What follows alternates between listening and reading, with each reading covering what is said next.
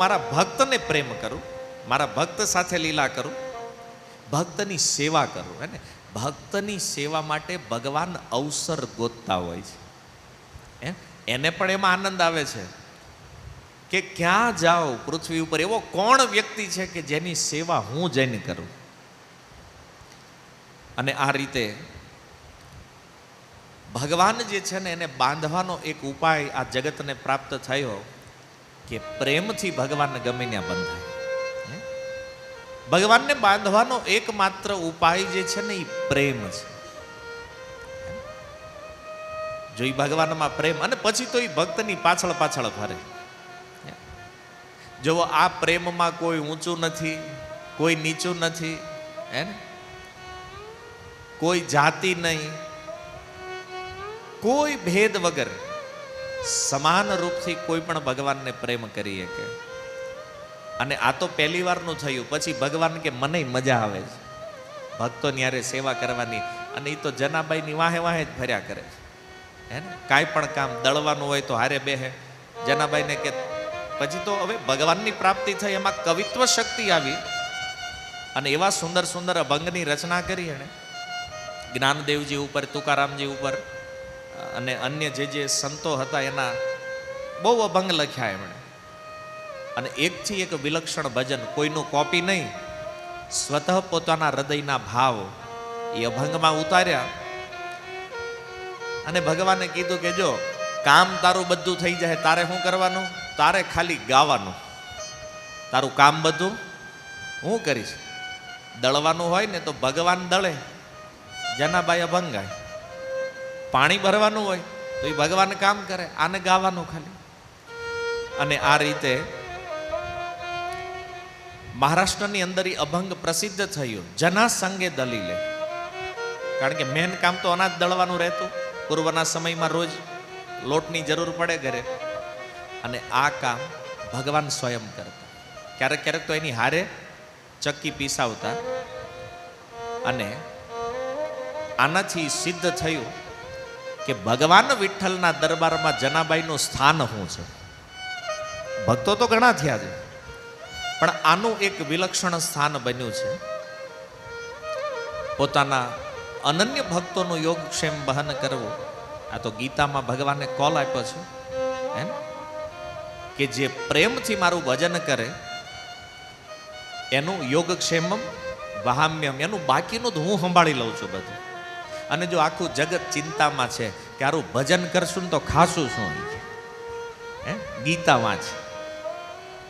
હે, પ્રેમથી જે ભજન કરશે, જે અનન્ય ભાવથી મારી ભક્તિમાં લાગ્યો છે, એવા લોકોનું યોગક્ષેમ ભગવાન કે હું વહન કરું છું. વાયા નહીં, ડાયરેક્ટ. એવું નહીં કોકને મોકલીને. જો વિઠ્ઠલના વૈકુંઠમાં અનંત પાર્ષદ છે, ગમે એને મોકલીએ કે આ જનાબાઈનું કામ પૂરું કરો જઈને રોજ, મોકલીએ કે નહીં ભગવાન? પણ એક પણ પાર્ષદ નહીં, એક પણ સેવક નહીં, સ્વયં વિઠ્ઠલ પોતે આવીને કામ કરે. આ પ્રેમ છે. જો જહાં જહાં નામ તહાં તહાં કૃષ્ણ સ્ફુરે. જ્યાં જ્યાં કૃષ્ણનું નામ છે ને, કારણ કે અભિન્નત્વમાં નામ નામીનો, જ્યાં નામ છે ત્યાં ભગવાનની સ્ફૂર્તિ આપણે આપ થવાની છે. અને એટલા માટે તમે જુઓ, જે ભક્ત થયા, કેવલ મહારાષ્ટ્રમાં નહીં, પૂરા ભારત વર્ષની અંદર ભગવાને એનું કામ તો બહુ કર્યું છે. જે ગુજરાતથી આપણે આવ્યા છીએ, મહેતા નરસિંહ, એને તો આપણે જાણીએ છીએ. રૈદાસ નામના એક ભક્ત થયા, એના ચામડા રંગવાનો ધંધો ભગવાને ઈ કર્યું. કબીરદાસજી વણકર હતા, કપડા વણવાનો ધંધો, ભગવાને ત્યાં કપડાય વણ્યા. ધર્મા નામના ભક્ત, એના ઘરે ભગવાને પાણી ભર્યું. એકનાથજીને ત્યાં શ્રીખંડીઓ બનીને કામ કર્યું. જ્ઞાનદેવની દિવાલ ખેંચી નરહરી સોનારની સાથે સોનાનું કામ કર્યું. અને જનાબાઈની હારે છાણાઈ થાય. આમાં આ ઓલ ઇન વન છે. કોઈ કામ જ એવું નથી કે આ ન આવડે. હે, જેવો તમારો ભાવ બધો ધંધો ફાવે. તમે વિચાર કરો, આજકાલ નાના મોટા કરોડપતિ હોય ને તો અમુક કામ ન કરી કે આપણે ન કરીએ. હે ને? વિચાર કરો, સોનાની નગરી દ્વારકામાં રહેવા વાળો આ ભગવાન, હે, હવે કોઈને ત્યાં છાણા થાપવા આવું નાનું ગામ, હે. હવે આ બધાની સામે તો આવીને, પણ મહાભારતમાં તો પ્રત્યક્ષ દેખાડ્યું ને. દ્વારિકામાં, હે, જેની એક અક્ષોણી નારાયણી સેના છે, એક આદેશમાં લાખો સેવકો આવી જાય, એ ભગવાન એના ભક્ત અર્જુનનો રથ હાકે, સારથી બની ગયા છે ભગવાન. આ પ્રેમની પરાકાષ્ઠા છે કે પ્રેમમાં ભગવાન કાંઈ પણ કરે, ગમે એ આપો, અને આવડે બધું પાછું. જો નામદેવજીનું છાપરું બને તો વિચાર કરો કે આવી સેવા કરવા માટે જે ભગવાન લાલાયિત રહે છે, કોણ દુર્ભાગ્યશાળી જીવ છે આ જગતમાં જે ભજન ન કરે, જે ભગવાનની ભક્તિ નહીં કરે? લોસ કાંઈ નથી, આપણને ખાલી નગરી આપણે જ એની કરવાની એવું નથી. તમે એની જેટલી સેવા કરશો ને એનાથી અનેક ગણી સેવા માટે એ તૈયાર છે આપણી. તો આ ભગવાનને જો આવી રીતે ઉતારવા હોય ને આપણા ઘરે, આપણા હૃદયમાં, આનો ઉપાય એક જ છે, એ છે નામ કીર્તન. ભગવાનના નામના કીર્તનથી મનુષ્ય કાંઈ પણ કરી શકે, હે ને? અને એટલા માટે તુલસીદાસજી કહે છે, ऐसे ही प्रभु सेवक बस अहि भगत हेतु लीला तनु गहे. અને આવા સેવક માટે ભગવાન પોતાના ધામને છોડીને અહીંયા આવે છે. હવે જો એકવાર આ ભગવાન વિઠ્ઠલના હારમાં બહુ વિલક્ષણતા છે, આની લીલા બધા ભક્તો હારે છે. તો એ હાર જે ગળામાં હતો ભગવાનનો, ચોરી થયો અને પૂજારીઓને જનાબાઈ ઉપર શંકા ગઈ, કારણ કે સૌથી વધારે તો આનું જ આપવા જવાનું રહે છે મંદિરમાં. આણે ચોરી કરી છે, એણે ભગવાન વિઠ્ઠલના સોગંદ લીધા, મેં લીધો નથી, પણ પૂજારીઓએ માન્યા નહીં અને એને કીધું આને સૂળીએ ચડાવો. ચંદ્રભાગાના તટે સૂળી તૈયાર થઈ અને કીધું આ જનાબાઈને સૂળીએ ચડાવો. એ સૂળી પાસે જ્યારે એને લઈ ગયા, આખું પંઢરપુર જોવા માટે નીકળ્યું છે કે આટલી મોટી ભક્તા, અને આણે ભગવાનના હારની ચોરી કરી છે. પણ એને તો નામ કીર્તન વિઠ્ઠલ વિઠ્ઠલ વિઠ્ઠલ, અને જોત જોતામાં સૂળી જે છે એ મંડી ઓગળવા, ઓગળીને પાણી બનીને ચંદ્રભાગામાં ભળી ગઈ. આખા પંઢરપુરે જોયું આ ચમત્કાર, કે કેટલો મોટો અપરાધ કરવા આપણે જઈ રહ્યા હતા, કે આવા શુદ્ધ ભક્તને સૂળીએ ચડાવવાનો આપણે વિચાર કર્યો. અને ત્યારે બધાને ખબર પડી કે આ જનાબાઈ કોઈ સામાન્ય ભક્ત નથી, આ તો વિઠ્ઠલના હૃદયમાં વાસ કરે છે. અને જે ક્ષણે કોઈ વ્યક્તિ ભગવાનનો પૂર્ણ આશ્રય ગ્રહણ કરે, એ ક્ષણે એની રક્ષાનો ભાર ભગવાન એની ઉપર લઈ લે છે, કે આની સુરક્ષા હવે મારી જવાબદારી છે. તમે કથાઓ તો વર્ષોથી સાંભળો છો, પણ એક વસ્તુ તમે વિચાર કરી છે કે ભગવાનનું જે ધામ છે વૈકુંઠ, ત્યાં ભગવાનના પાર્ષદો હોય છે, ત્યાં ભગવાનની સેના હોય છે, ત્યાં સેનાપતિઓ હોય છે બધું. તો તમને એવો વિચાર ક્યારે થયો કે હારું વૈકુંઠમાં કોણ બાંધવા જતું છે? ત્યાં સાંભળ્યું છે ને, ભગવાનના પાર્ષદો હોય છે ને એમાંય શસ્ત્ર લઈને ઊભા હોય છે, પાછા શંખ ચક્ર ગદા પદ્મ બધું આયુધો. તો ન્યા ઈ શું કામ રાખતા હશે બધું? તો જો કારણો એના ઘણા છે, પણ એક કારણ એ છે કે જ્યારે જ્યારે આ પૃથ્વી ઉપર કોઈ ભક્ત ઉપર અત્યાચાર થાય તો એ શસ્ત્ર ત્યાં એટલે રાખ્યા છે કે અહીંયા આવીને એની સુરક્ષા કરી શકે. આ ભક્તોની સુરક્ષા માટે છે, સેના ભગવાને રાખી છે. કારણ કે ભગવાન કહે છે મારા ભક્તનો એકમાત્ર આશ્રય હું છું, આનો બીજો તો કોઈ સહારો છે નહીં.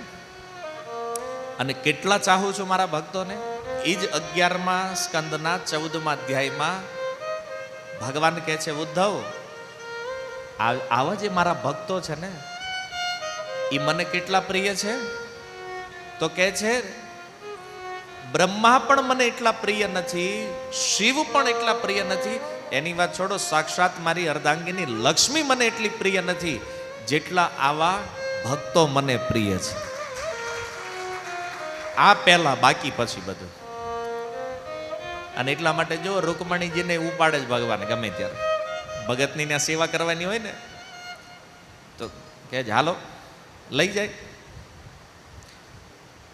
તો ભગવાન કહે છે હું ભક્તનો અને ભક્ત મારા. આ પ્રતિજ્ઞા છે ભગવાનની. ભાગવતમાં દુર્વાસાજીની સામે ક્લિયર ભગવાને કરી દીધું, અહમ ભક્ત પરાધીન. ભાઈ હું ન્યા બંધાયેલો છું. દુર્વાસાજી કે કાંઈક તો કરો મારું, કે આમાં કાંઈ ન થાય. કેમ? હું બંધનમાં છું. કોનાથી? મારા ભક્તથી. અને એટલા માટે સંસારને એવું લાગે કે આવું સંભવ થાય ખરું કે ભગવાન આપણે એને આવીને કામ કરે? જો પ્રેમમાં બધું જ સંભવ છે. આખા ગામમાં અકડથી હાલતો હોય અને કોઈને જવાબ ન દેતો હોય અને એને જો ક્યાંક પ્રેમ થઈ જાય ને, અને પ્રેમિકા એમ કે ને પાણીની બોટલ લેતા હોય તો આમ દોડીને લેવા જાય ને. પ્રેમમાં બધું જ થાય. પ્રેમ પ્રેમ છે. ગમે એવાની અકળ ઢીલી પાડી દે. એમ એમ લાગે કે વૈકુંઠમાં વાસ કરે, અનંત પાર્ષદો જેની સેવા કરે, આ ભગવાન આપણી જેવા એક સામાન્ય વ્યક્તિની સેવા કરે ખરા? કરે. સંસારના લોકોને ભલે લાગે કે અસંભવ છે, અસાધારણ છે, પણ ભક્ત માટે તો સાધારણ છે. કારણ કે ગીતામાં કીધું એ યથા મામ પ્રપદ્યંતે. અર્જુન, જેવો પ્રેમ એવો જ સામે પ્રેમ મળવાનો છે. આ ભગવાનનો સ્વભાવ છે. અને એટલા માટે ભગવાન પ્રતિક્ષણ આવા ભક્તોની સુરક્ષા કરતા રહે છે. જનાબાઈનો એ પ્રસિદ્ધ પ્રસંગ કાલે આપણે સાંભળ્યો કે છાણામાંથી વિઠ્ઠલ. કબીરદાસજીએ જ્યારે આની ખ્યાતિ સાંભળી, હવે જો ભક્તની પ્રસિદ્ધિ થઈ ને તો કબીરજી જોવા આવ્યા. અને જ્યારે આ છાણામાંથી વિઠ્ઠલ સાંભળ્યું ને એણે, કબીરદાસ આપણી ભાષામાં કહું ને જનાબાઈના ફેન થઈ ગયા.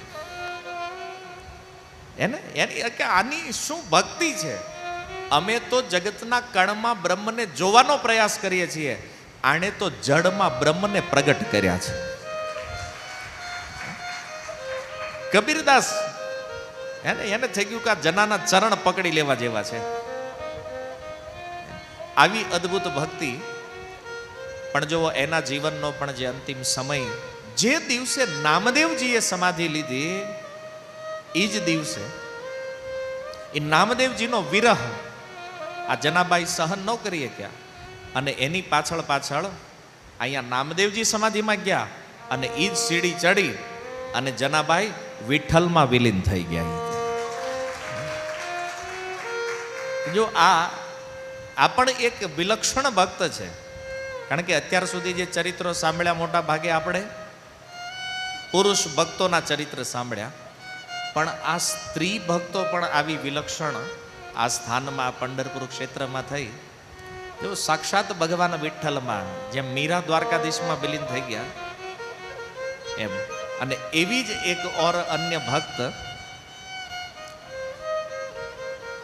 શાસ્ત્ર કહે છે કે ભક્તના હૃદયની જે કરુણ પુકાર છે, કોઈ કરુણતાથી જ્યારે બોલાવે ભગવાનને, જે ગીતામાં ભગવાને કીધું ને 4 પ્રકારના જે ભક્ત મારી શરણ લે છે, આર્ત, અર્થાર્થી, જ્ઞાની અને જિજ્ઞાસુ. તો એમાં જે આર્ત ભક્ત છે, જ્યારે દુખી હૃદયથી બોલાવે ભગવાનને, તો આ કોઈ દી ફેલ જાતો નથી. આપણે તકલીફી છે, હજી સુધી બોલાવ્યા નથી. કોઈ દી કીધું જ નથી કે પ્રભુ ઉતરો એકવાર જનાબાઈ માટે આવ્યા, નામદેવ માટે અમારી હાટું તો આવો ક્યાં? કોઈ દી કીધું જ? પછી કે ભગવાન આપણે વિશ્વાસ છે, આપણે ત્યાં થોડી આવે. દ્રઢતા અંદર લઈને બેઠા, ન જ આવે તો આપણા લખાણ આપણને ખબર હોય કે આપણે ત્યાં આવે. એમ ટ્રાય કરો બોલાવવાની, એ નહીં વિચારો કે નહીં આવે. રૂપ ગોસ્વામી કહે છે એવો ભાવ રાખો કે એક દિવસ અવશ્ય આવશે. આ ભાવના હૃદયમાં હોવી જોઈએ. આશાબંધ રહેવું જોઈએ ભક્તોએ કે આવશે એક દિવસ ભગવાન. અને આપણે ઊંધા વિચારમાં હાલીએ છીએ, અરે ન આવે. આપણી જેવા લોકો નહીં, આટલું બધું દૈન્યમાં વિનમ્રતામાં ઘૂસવાની જરૂર નથી. ભક્ત આશાબંધ હોવો જોઈએ કે એક દિવસ મને કૃષ્ણનું દર્શન થશે. આજે હું ભજન કરું છું તો આવશે એક દિવસ ભગવાન. અને આવા ભાવથી ભજન કરવું જોઈએ. તો જો ત્રિભુવનને ભેદન કરી અને હૃદયથી નીકળેલો એ આર્ત પુકાર જે છે ને ભગવાન સુધી પહોંચી જાય. તમે એમ કહો કે બહુ જોરથી બોલશું તો આવશે? નહીં. કોઈ દુખી હૃદય આર્ત ભાવથી તમે તમારા ઘરના કોઈ ખૂણામાં બેહી નહીં જો ભગવાનને બોલાવશો ને તો આ ત્રિલોકીને પાર કરી અને વૈકુંઠ ગોલોક સુધી તમારો અવાજ જે છે ને એ પહોંચે છે અને એ સાંભળે છે ભગવાન. એમ તમે જ્યાં બોલો છો ને, કારણ કે કણે કણમાં જે ઈશ્વર વ્યાપ્ત છે એમ આને સંભળાય છે બધે. તમે જ્યાંથી બોલો ત્યાંથી એ સાંભળે છે. અને કોઈને એમ થાય પણ મનમાં બોલવી તોય સાંભળે છે. આની સાંભળવાની શક્તિ એવી છે કે તમે મનમાં બોલો ને તોય પરમાત્મા રૂપે હૃદયમાં એને તોય સંભળાય છે. આ ભગવાન છે. આપણે માનતા નથી. આપણને એવું લાગે છે હું બોલું તો છું, પણ સંદેહ એ છે કે એ ભગવાન સાંભળતા છે કે નહીં સાંભળતા. તમે એટલો વિશ્વાસ રાખો કે ભગવાન બધે છે. હર સમય હર સ્થાનમાં આ ભગવાન વિદ્યમાન છે અને તમે જ્યાં બોલો છો ત્યાં એ સાંભળે છે. એ જ ક્ષણે જ્યારે તમારો અવાજ એ ભગવાન સુધી પહોંચે ને ત્યારે શું થાય છે? એનું હૃદય દ્રવિત થાય છે, એનું હૃદય પીગળે છે. અને એ ભગવાન એ પોતાના ભક્તને મળ્યા વગર રહી શકતા નથી. બસ આપણે છે ને આની પ્રેક્ટિસ કરવાની છે. આ ટ્રાય કરવાની છે. અને આ પ્રેક્ટિસ કરો, એક દિવસ ફાવટ આવી જાય. કંઈક શીખવું હોય તો શું કરવું પડે? અભ્યાસ કરવો પડે ને. તમારે તીર ચલાવતા શીખવું છે. એક દિવસ નિશાના ઉપર ન લાગ્યું, બીજા દિવસ નહીં, ત્રીજા દિવસ નહીં, ચોથા દિવસ નહીં, પાંચમો નહીં, છઠ્ઠો નહીં, 1 વર્ષ નહીં, 2 વર્ષ નહીં, પણ એક સમય તો આવશે ને જ્યારે એ તીર નિશાને લાગવાનું છે. આ અભ્યાસ કરવાનો છે આપણે. એમ તો જ્યારથી ભગવાન છે ત્યારથી એના ભક્ત છે. અને જે પ્રકારે ભગવાન અને ભક્ત એની કથા અનાદિ છે એમ એના ભક્ત પણ અનાદિ છે. ભગવાનની લીલાઓના સાથી છે. કારણ કે ભગત ન હોય તો લીલા થાય નહીં. ભક્ત તો જરૂરી છે. ભગવાનનું મેન પાસું જ એના ભક્ત છે. અને એવા ભક્તોના ચરિત્ર, એવા ભક્તોની લીલાઓ જ્યારે આપણે ગાન કરીએ ને તો એ આપણને આહલાદ પ્રદાન કરે છે, આનંદ પ્રદાન કરે છે, સાંસારિક કષ્ટોથી મુક્તિ અપાવે છે.